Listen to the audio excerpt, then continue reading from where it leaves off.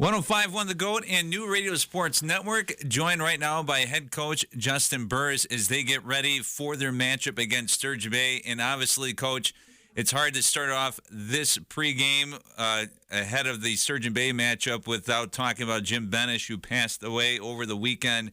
And don't know what kind of correspondence that you have had with him over the years, but if you had, what's been maybe some of the biggest takeaways you've had from his career?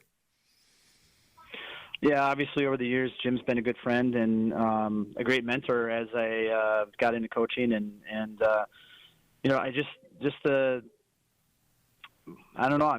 It's hard to talk about. I'm going to miss his friendship, his passion for the game. He did it for all the right reasons. He's just a great coach, mentor, friend, teacher. He's just completely dedicated his life to it. So we lost a good one on Saturday. When you take a look at that game against Sturgeon Bay earlier this season, it was one that the Clippers got from you there. What were maybe some of the things that stuck out to you in that game that, you kind of had to talk to your players about heading into preparations for this one? That night was, if you go back and look at it too, that was the night that Jim actually received his Hall of Fame award.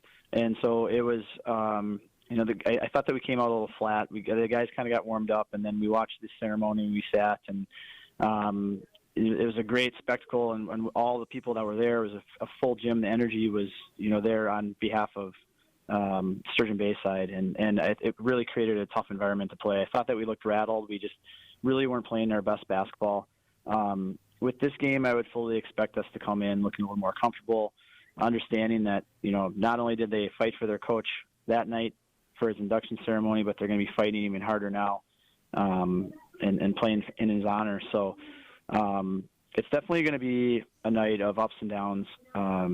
We're coming in and honoring 10 seniors from the program that are playing at all three levels as well as a manager, and then going to be obviously honoring Coach Benesh, and we're going to be doing a moment of silence and presenting some flowers to the family, and then we go into the next celebration of Sam. Will get his points. He only needs 3, so then we're going to be celebrating the fact that he gets 1,000 points. So as far as emotions go, it's a really confusing night because on one way you want to celebrate so many successes, but you're still thinking about a loss of a friend. You mentioned Sam Lindenberg, 3 points away from 1,000 points. What does that say about the type of scorer that Sam Lindenberg is? I don't know where he ranks up with the other scorers in the program, but certainly a heck of an accomplishment. Yeah, if you look back at all the scores, Dave Voskuhl, with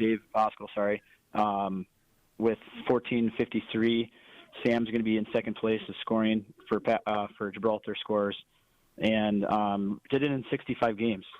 He only played 3 games as a freshman. I brought him up for the tournament, and I believe he got 12 points that year. All in one game, if I remember correctly. And then we got into his sophomore year. He had some playing time, and then his junior year, he was out for a number of weeks with sickness, and then plus we only played conference games that year. So he really has gotten this in what would be the equivalent of like 2 1/4 seasons, maybe 2.5. So 65 games. It's pretty impressive to get to that 1,000-point mark.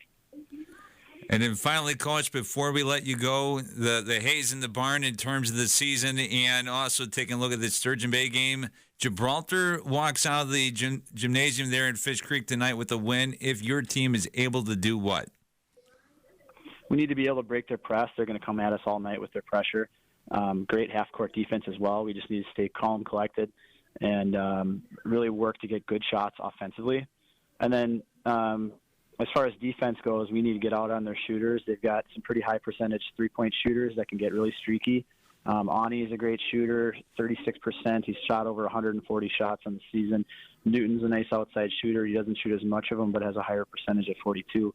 And Danny shoots 45% from outside. So just getting outside, we'll have to go over the top of screens, making sure that they're not hitting any open jumpers.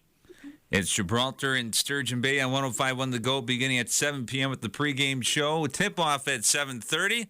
Coach, good luck tonight, and we'll talk to you after the game. Thank you, Tim. You've been listening to the New Radio Sports Network.